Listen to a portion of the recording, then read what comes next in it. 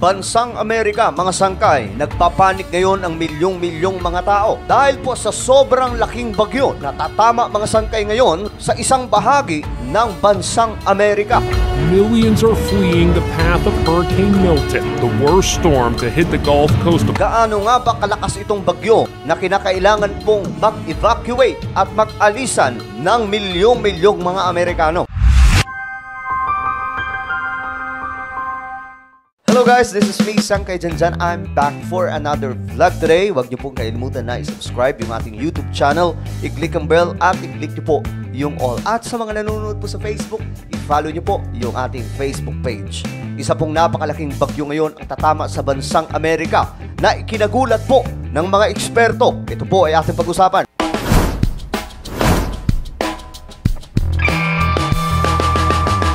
So ngayon, mga sangkay, nagiging usap-usapan po itong Hurricane Milton na tatama daw po doon sa Bansang Amerika. Nakaraan lamang, mga sangkay, itong bansang ito, ganun din po ang nangyari. Tinamaan po ng bagyong Helene na kung saan pinadapa din po ang kanilang bansa na buong akala ko yun na po ang magiging isa sa pinakamalakas na bagyo sa taong ito, mga sangkay, dahil nga po sa tindi ng naging destruction sa Bansang Amerika. Marami pong mga kabahayan ang nasira, mga sangkay. Marami din pong buhay ang nalagas. Businesses and schools here in Atlanta are already closed. Officials say hurricane force from Helene will be felt here in the city and across the state, warning of life-threatening and catastrophic flooding and the potential for sustained power outages. Tonight, millions are being urged to stay off the road as we brace for Helene's impact. Subalit, eto na naman, mga sangkay.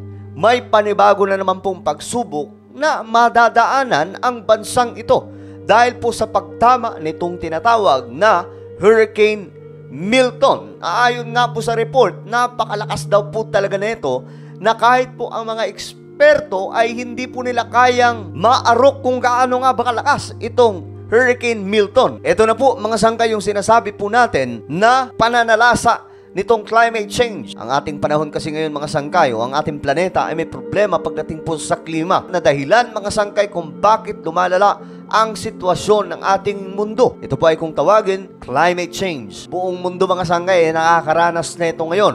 Hindi lamang po Bansang Amerika, maging ang Pilipinas dinadaanan po ng mga malalakas na bagyo na minsan nga, mga sangkay, o madalas pa nga po, nasisisi ang gobyerno na tila baga akala po nila ang gobyerno ang nagpapadala ngayon nito mga malalakas na bagyo. Pero tandaan nyo, mga kababayan, mga sangkay, ang mga bagyo ngayon ay talagang ganito na po kalalakas dahil po sa climate change. Ito po ang pinakarason at pinakaugat ng lahat ng ito. Nabiruin nyo, kahit po ang China nakakaranas po ng mga malalakas na bagyo na kahit po ang kanilang mga lugar, mga sangkay, na punong-puno ng mga flood control system, hindi na po kinakaya ang mga bagyo na tumatama. Pati po yung mga subway stations nila, pinapasok na po ng tubig. How much more, mga sangkay, yung ating bansa? Balikan po natin ang Bansang Amerika. Hurricane Milton, gaano nga ba kalakas ito? Ayon po sa mga eksperto, hindi po nila mahulaan, mga sangkay, gaano. Pero may nilagay po sila, mga sangkay, na prediction na kahit paano pwede pong matumbok ng tao kung gaano kalakas ito. Ito po ay ang Category 5 na kung pag-aaralan po natin kung gaano kalakas ang Category 5 ay matatakot ka talaga, mga sangkay, dahil ito po ay isa sa mga sugdulang lakas ng bagyo. We are watching Hurricane Milton very closely at this hour on its ominous path toward Florida. Late today, back up to a Category 5 now with winds up to 165 miles an hour. Now one of the strongest hurricanes ever recorded in the Gulf. Tonight, millions are now under evacuation orders across Florida. Authorities warning them to get out now. Kung kaya't ngayon, mga sangkay, marami sa mga Amerikano nagpapanik. Ito po ay dahil sa panawagan mismo ng mga eksperto papunta sa kanilang mga local governments na maging ang national government, mga sangkay, nag-aalala na rin po.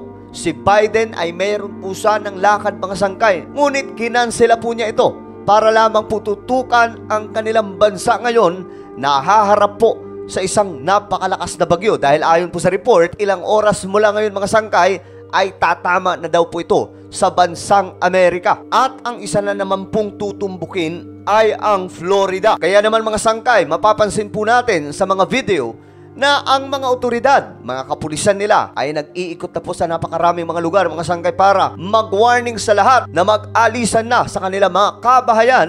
And then the warnings today. Police there in Treasure Island, just outside Tampa Bay, driving through neighborhoods with emergency warnings, urging people to evacuate now. Marami po sa mga tao doon ay nagsimula po kaagad na paghandaan itong bagyo. Ang kanilang mga kabahayan ay nilagyan po ng mga matitigas na mga bagay upang hindi po ito basta-basta masira ng paparating na napakalakas na bagyo. Pinatungan po nila ng mga mabibigat na bagay ang kanilang mga kabahayan, mga sangkay, upang hindi po ito maadali. Sinafety din po nila kahit paano yung kanilang mga gamit bago po sila mag-alisan, mga sangkay, at ilang oras lamang po ang nakalipas. Nag-ikot na po ang mga kapulisan bilang paalala, mga sangkay, sa lahat na mabilisan na pong umalis sa kanilang mga kabahayan, lumipat na po sa ibang mga lugar o pumunta po sa mga evacuation center upang maging safety ang kanilang pamilya. Dahil kung maaabutan daw po ng bagyong ito, mga sangkay, hindi po nila kakayanin ang lakas. Dahil ayon po sa report, pagdating po sa storm surge, aabot daw po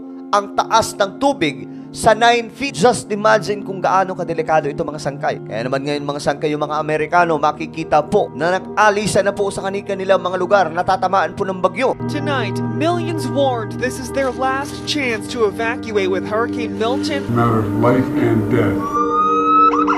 Neighborhoods are becoming ghost towns.